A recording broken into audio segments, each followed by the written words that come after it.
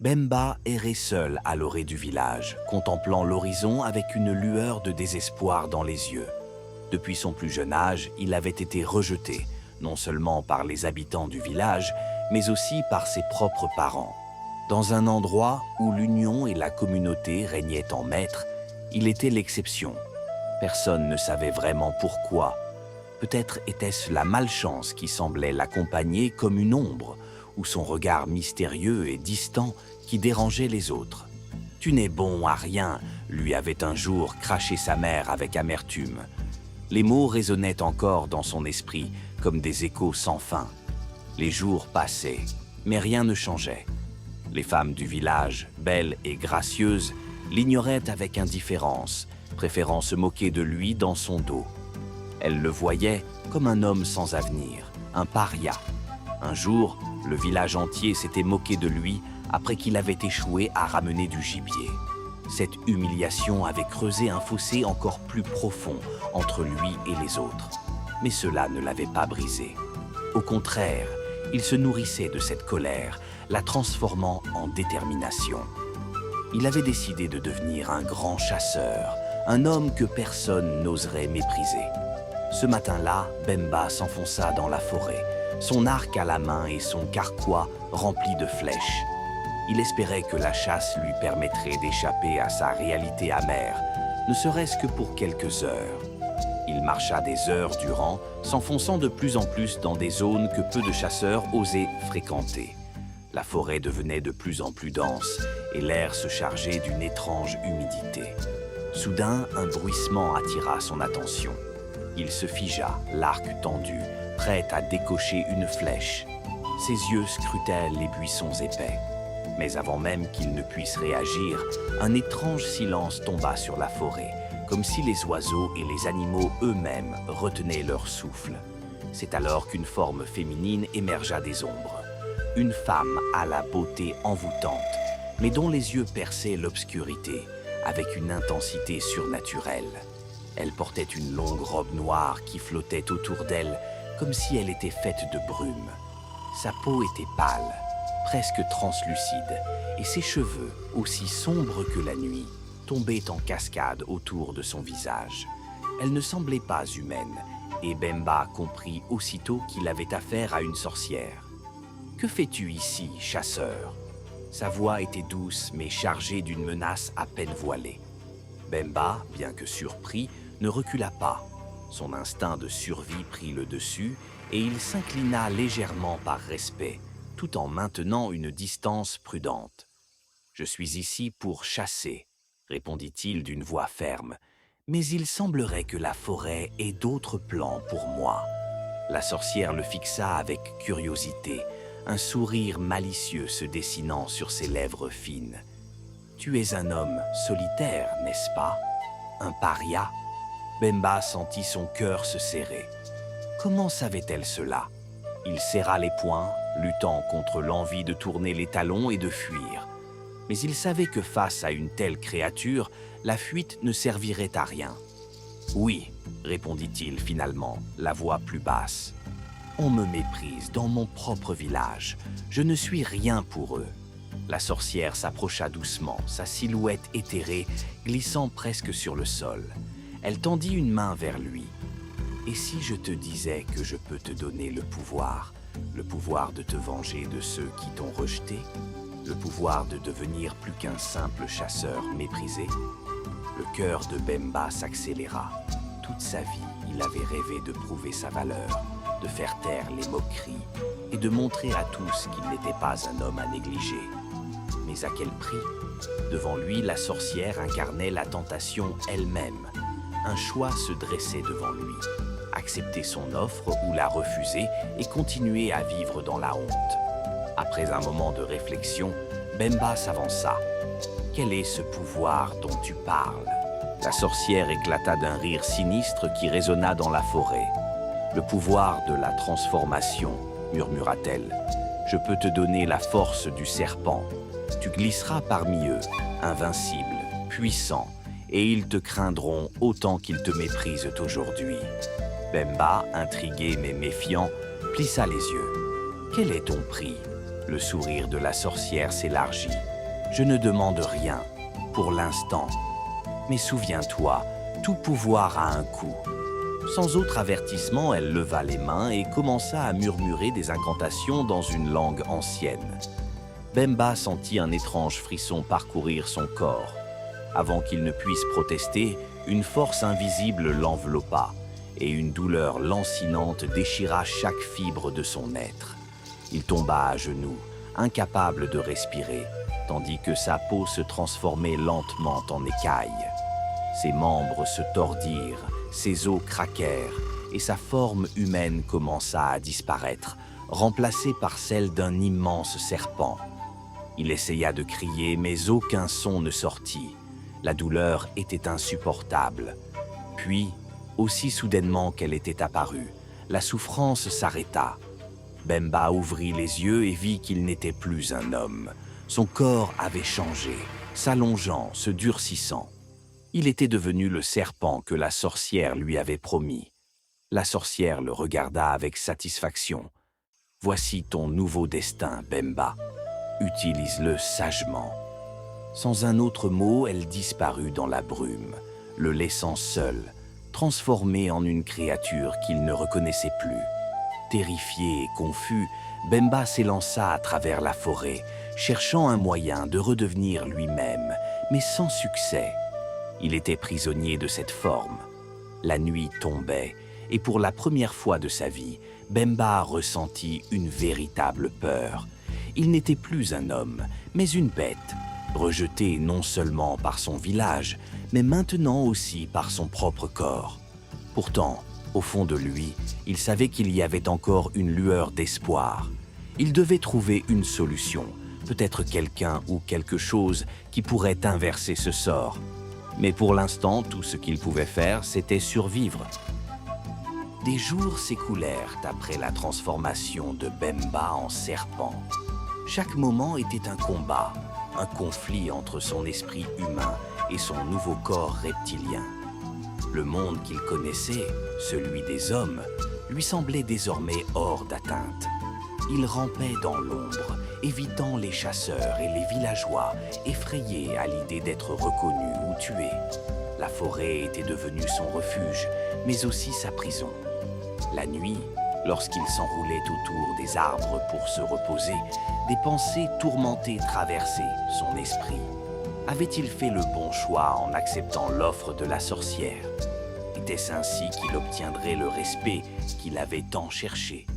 Plus il y pensait, plus la réponse semblait l'échapper. Mais une chose était claire, il ne pouvait rester ainsi.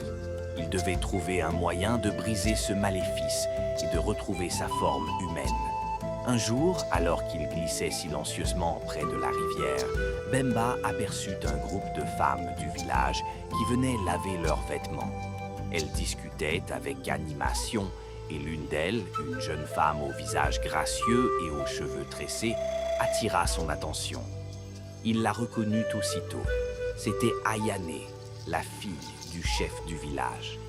Bien qu'elle fût respectée et admirée de tous, Ayane avait toujours été différente des autres. Elle ne se joignait pas aux moqueries dirigées contre lui, et Bemba se souvenait même d'un moment où elle lui avait souri gentiment lorsque personne d'autre ne le regardait. Alors qu'il l'observait, caché dans les hautes herbes, un désir étrange naquit en lui, un espoir qu'il n'avait plus ressenti depuis sa transformation. Peut-être que si quelqu'un pouvait l'aider à briser ce sort, ce serait elle. Ayane était connue pour sa sagesse, même si elle n'était pas sorcière, et pour son grand cœur. Mais comment pouvait-il l'approcher sous cette forme? Comment la convaincre de l'aider sans lui faire peur? Soudain, l'une des femmes poussa un cri d'horreur en apercevant Bemba, serpentant non loin d'elle. Les autres femmes se retournèrent, et en quelques secondes, la panique s'empara du groupe. Elles hurlèrent et prirent la fuite, abandonnant leurs affaires près de la rivière. Ayane, cependant, resta immobile. Elle fixa Bemba avec un regard calme, presque curieux. « Pourquoi ne fuis-tu pas, toi aussi ?» pensait Bemba avec désespoir. Conscient qu'il ne pouvait pas parler, il recula lentement, espérant ne pas l'effrayer davantage. Mais Ayane fit un pas en avant. Il s'arrêta net. « Je ne te crains pas, murmura-t-elle d'une voix douce, comme si elle parlait à une créature apprivoisée. Je sens qu'il y a quelque chose de différent en toi. » Bemba, surpris par son intuition, resta immobile. Comment pouvait-elle savoir? Et si elle ressentait réellement la vérité cachée derrière son apparence reptilienne? Peut-être avait-il une chance de lui faire comprendre ce qu'il était devenu. Avec précaution, il glissa plus près d'elle, ses écailles scintillant à la lumière du soleil couchant. Ayane s'agenouilla doucement, tendant une main vers lui. C'était un geste d'une bravoure inattendue, car elle ignorait totalement à qui elle faisait face. Son cœur battait rapidement, mais elle ne montrait aucun signe de peur. « Il y a de la magie ici, » murmura-t-elle. « Je le sens. » À cet instant, Bemba sut qu'il devait trouver un moyen de communiquer avec elle. Mais avant qu'il ne puisse s'approcher davantage, un bruissement violent dans les buissons environnants interrompit le moment. Une troupe de chasseurs apparut soudainement, alertés par les cris des femmes. Ils tenaient leurs lances prêtes, et lorsqu'ils virent Bemba, leur cible était claire. « Un serpent !» s'écria l'un des chasseurs. « Il doit être tué avant qu'il n'attaque d'autres villageois. » Sans réfléchir, Bemba tourna la tête vers Ayane. Elle comprit immédiatement ce qui allait se passer.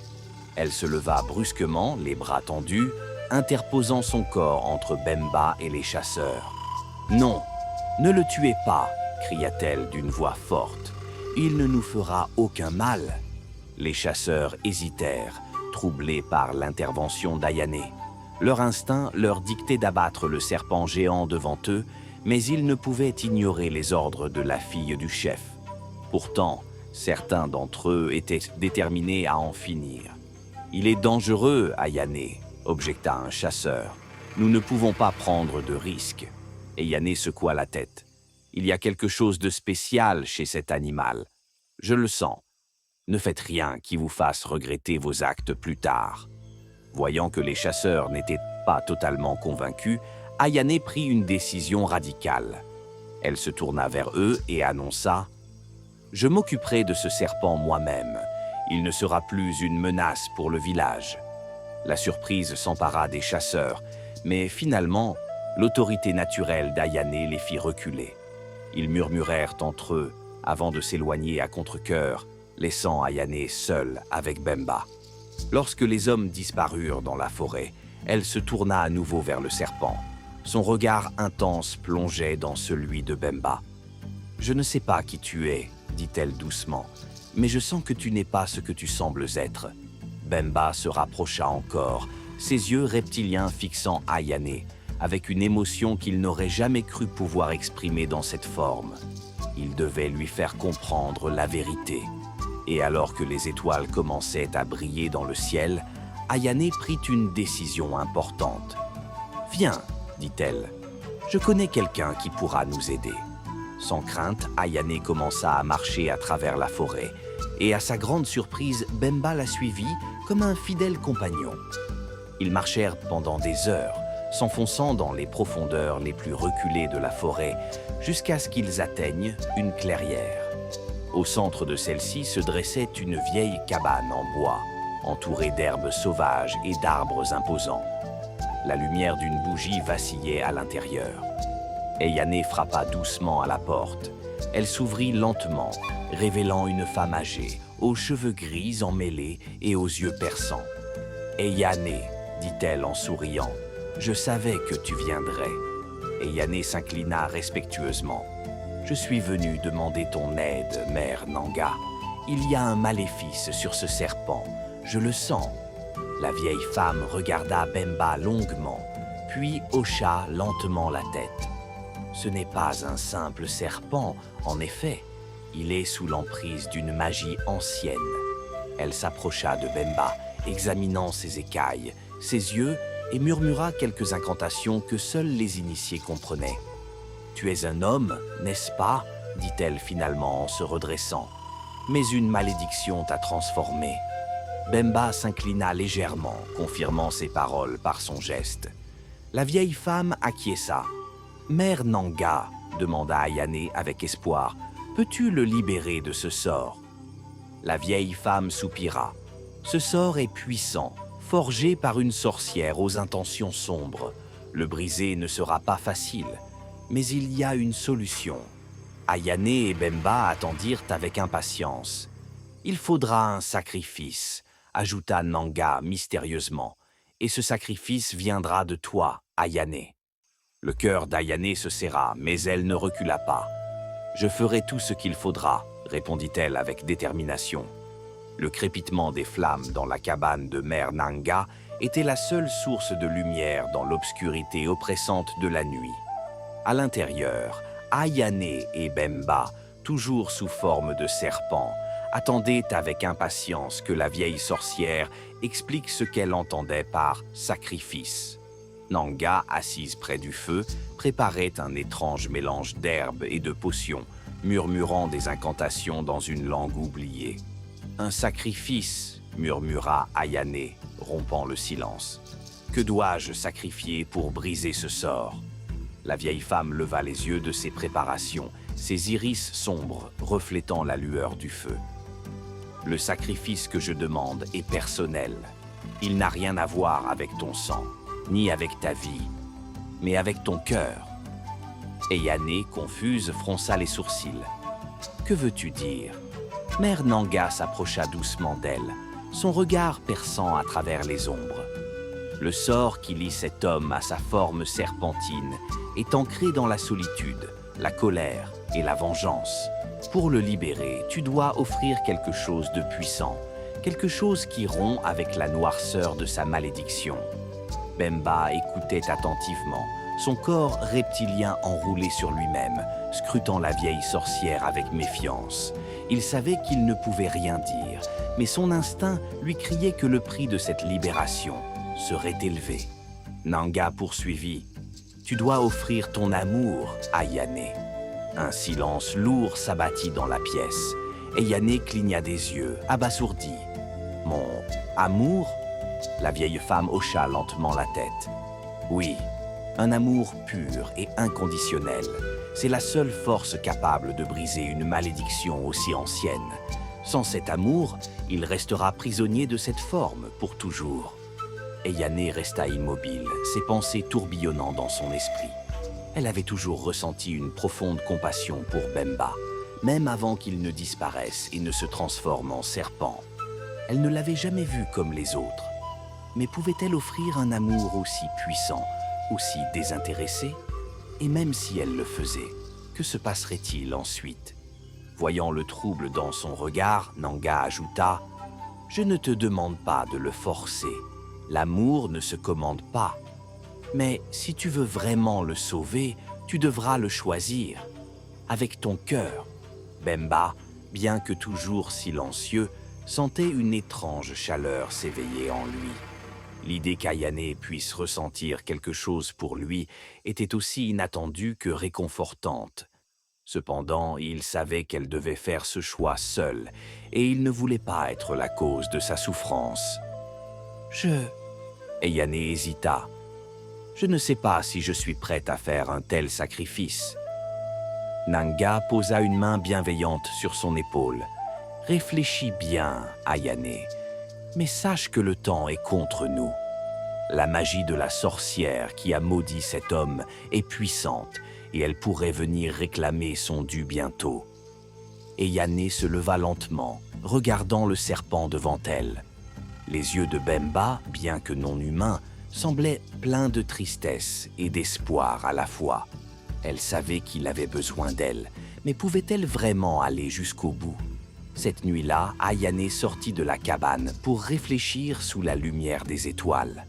Assise sur une roche près d'un grand arbre, elle se perdit dans ses pensées. Elle repensait à Bemba, à son rejet par le village, à ses propres sentiments à son égard. Il avait toujours été différent, un homme solitaire. Mais elle avait toujours vu quelque chose de spécial en lui, quelque chose que les autres ne pouvaient pas comprendre. Mais l'aimer? Ce concept lui semblait étranger et pourtant, elle sentait une connexion avec lui qui dépassait la simple compassion. Les heures passèrent, et avant qu'elle ne puisse prendre une décision, un cri strident perça la nuit. Eyane se redressa d'un bond, ses yeux cherchant l'origine du bruit. Elle courut vers la cabane, le cœur battant à tout rompre.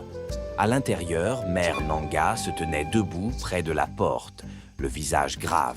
« Elle est là, dit-elle. »« Qui ?»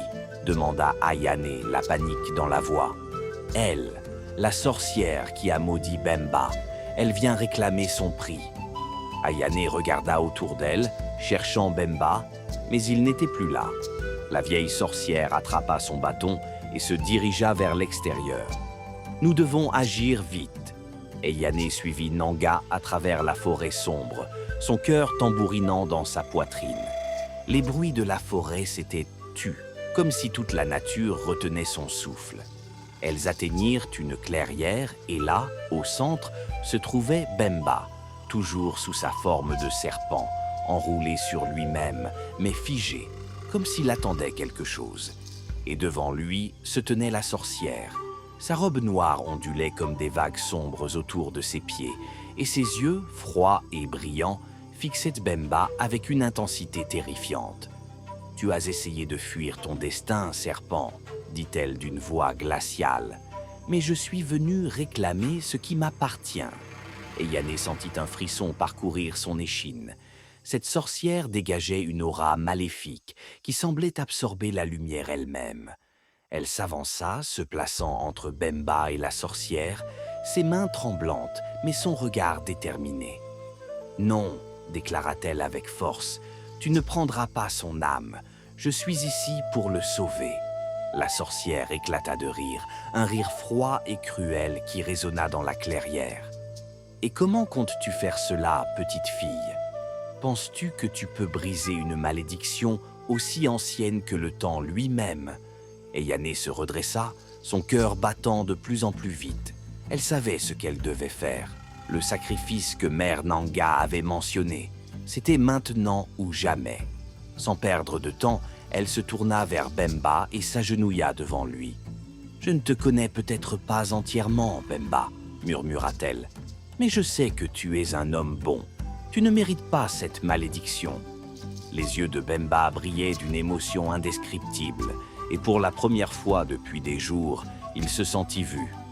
Vu non pas comme un serpent, mais comme l'homme qu'il avait toujours été au fond de lui.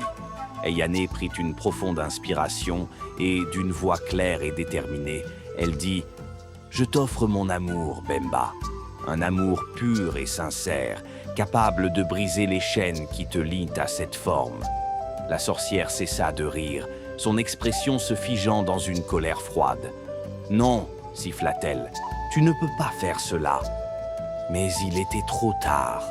À l'instant où Ayane prononça ces mots, une lumière aveuglante émana de son corps, enveloppant Bemba et dissolvant lentement ses écailles. Sa forme reptilienne se rétracta et peu à peu, il retrouva sa silhouette humaine. La sorcière hurla de rage, battant en retraite sous la puissance de cet amour. Elle lança un dernier regard de haine à Ayane et à Bemba avant de disparaître dans un nuage de fumée noire, emportant avec elle le maléfice qui avait autrefois enfermé Bemba dans sa prison reptilienne. Bemba, debout, tremblant mais redevenu lui-même, fixa Ayane, le souffle coupé. Elle lui avait donné sa liberté. Mais à quel prix? L'aube se leva doucement sur la clairière, baignant la forêt d'une lumière dorée et apaisante. Bemba, maintenant redevenu un homme, se tenait immobile aux côtés d'Ayane. Le poids de sa transformation s'était dissipé, mais une nouvelle réalité s'installait dans son esprit. Il n'était plus le même homme qu'avant. Le serpent en lui avait laissé des traces indélébiles, non seulement sur son corps, mais aussi dans son âme. Eyane, épuisée mais soulagée, s'assit près de lui. Le silence qui les enveloppait était paisible, presque sacré. Elle avait accompli l'impensable en sacrifiant son cœur pour lui. Et bien que les mots n'aient pas encore été échangés, Bemba sentait une profonde reconnaissance et une admiration sans bornes pour elle. Elle avait non seulement brisé son maléfice, mais elle l'avait sauvé de lui-même. « Comment te sens-tu » demanda Ayane doucement, brisant le silence. Bemba prit une profonde inspiration avant de répondre. « Différent, mais libre. Grâce à toi. » Il la regarda dans les yeux, une intensité nouvelle dans son regard. « Tu as sacrifié ton amour pour moi. » « Pourquoi » Ayane détourna légèrement le regard, les joues légèrement rosies. « Je ne sais pas vraiment. Peut-être que quelque chose au fond de moi savait que c'était la bonne chose à faire. Je n'ai jamais vu en toi ce que les autres voyaient, Bemba.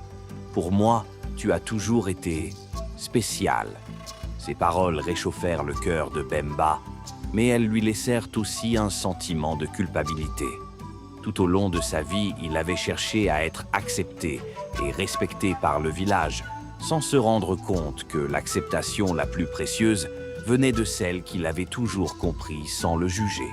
« Je te dois tout, Ayane, » murmura-t-il, « mais je crains que mon retour au village ne soit pas aussi simple que cela. » Ayane hocha la tête. Elle savait que leur retour serait compliqué.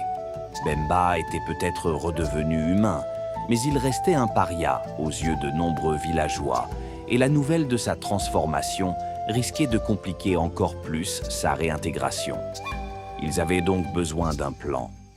Avant qu'ils ne puissent en discuter davantage, un bruit de pas précipité retentit à travers la clairière. Mère Nanga apparut, le visage grave. « Vous devez partir immédiatement », dit-elle sans préambule. Ayane se leva d'un bond. « Que se passe-t-il » La vieille femme s'avança, le regard sombre. Les femmes du village, elles ont appris que Bemba est revenu, et elles ne le voient pas d'un bon œil. Bemba fronça les sourcils. « Pourquoi » Mère Nanga soupira. « Parce qu'elles sont jalouses, Bemba. Elles voient qu'Ayane t'a sauvé, et elles pensent que tu lui appartiens maintenant. Elles n'ont jamais pu supporter qu'une femme aussi puissante et respectée que la fille du chef puisse accorder son attention à un homme qu'elles ont méprisé toute leur vie. Elles sont prêtes à tout pour te reprendre. » Ayane serra les poings. « Elles n'ont aucun droit sur lui. » Mais Nanga secoua la tête. « Les sentiments ne se basent pas sur la logique. Leur jalousie est une force destructrice. Elles viennent pour te séparer de Bemba et pour le revendiquer, par tous les moyens possibles. » Bemba, qui jusque-là était resté silencieux, prit une décision ferme. « Je ne fuirai pas cette fois-ci. Si elles veulent me confronter, je les affronterai. J'ai été rejeté toute ma vie. Si je dois encore l'être, alors ce sera en tant qu'homme libre et non plus en tant que serpent. » Ayane voulut protester, mais elle comprit que cette épreuve était nécessaire pour Bemba. C'était son combat, et il devait prouver sa valeur à lui-même et au village, sans se cacher derrière des sorts ou des malédictions. Elle hocha lentement la tête. « Je serai à tes côtés. » Alors qu'il se préparait, un groupe de femmes apparut à l'horizon, avançant à travers la forêt avec une détermination féroce. Leur chef, Ndela, une femme autrefois connue pour sa beauté et son pouvoir de persuasion, se tenait en tête du groupe, les yeux brûlants de jalousie. « Tu crois que tu peux revenir ici après tout ce que tu as fait ?» s'écria Ndela en s'approchant de Bemba. « Nous ne permettrons pas à un paria, un ancien serpent, de prendre ce qui nous appartient. » Les autres femmes approuvèrent bruyamment, leur haine palpable. Elles s'avancèrent en cercle autour de Bemba et d'Ayane, brandissant des armes rudimentaires, des bâtons et des lances. Bemba se redressa, sa voix calme mais ferme. « Je n'ai jamais appartenu à personne, et je ne suis plus le serpent que vous craignez. Mais je ne me laisserai plus jamais rejeter ou traîner dans la boue par ceux qui refusent de voir au-delà des apparences. » Ayane, à ses côtés, posa une main sur son épaule pour le soutenir, sa présence aussi solide qu'une montagne. Ndela rit amèrement. « Tu penses que nous te craignons, toi? C'est de l'amour que tu as toujours voulu, n'est-ce pas? Mais aujourd'hui, c'est nous qui décidons à qui cet amour sera accordé. » Elle leva sa lance et les autres femmes la suivirent. C'était un défi, non seulement pour Bemba, mais aussi pour Ayane. Elle voulait détruire le lien qui les unissait. Soudain, Mère Nanga s'interposa, frappant son bâton sur le sol avec force. « Assez !» cria-t-elle, sa voix résonnant à travers la clairière. Les femmes s'arrêtèrent, surprises par l'autorité de la vieille femme. « Vous avez toutes été trompées par votre propre vanité, » poursuivit Nanga. « L'amour n'est pas un trophée que l'on gagne par la force. Ce que Bemba et Ayane ont est bien au-delà de vos caprices. Si vous continuez sur cette voie, vous ne récolterez que malheur et destruction. » Ndela, piqué dans son orgueil, s'avança vers la vieille femme. « Et qui es-tu pour nous donner des leçons ? Ce serpent t'a ensorcelé aussi, vieille folle. » Mais avant que Ndela ne puisse aller plus loin, un rugissement sourd émanant de la forêt les interrompit. Les arbres autour de la clairière frémirent, et les animaux sauvages, comme s'ils avaient senti un danger, s'éparpillèrent en tous sens. Un grand serpent, bien plus imposant que Bemba dans sa forme reptilienne, apparut à la lisière de la forêt. Les femmes reculèrent, terrifiées. Le serpent, qui semblait être l'incarnation même de la malédiction passée de Bemba, se dressa devant elle, sifflant et menaçant. « Ce n'est pas possible », murmura Ndela, la terreur dans la voix. Mère Nanga s'avança, un sourire mystérieux sur les lèvres. « C'est un avertissement. La magie que vous cherchez à défier est plus ancienne que vos jalousies. » Les femmes, terrifiées par cette manifestation surnaturelle, abandonnèrent leurs armes et s'enfuirent en criant, disparaissant dans la forêt. Bemba, bien que soulagé, fixa le grand serpent avec étonnement. « Est-ce toi ?» demanda-t-il à la vieille sorcière. Nanga sourit. « Non, Bemba, mais c'est une partie de la magie qui t'a autrefois transformé. Elle est liée à toi, et maintenant que tu as brisé le sort, elle est sous ton contrôle. » Le serpent géant s'évapora lentement dans l'air, laissant derrière lui une paix nouvelle. Les femmes étaient parties, et avec elles, la menace de jalousie et de division. Bemba et Ayane se tenaient seuls dans la clairière, unis par l'amour, par-delà la magie et les épreuves.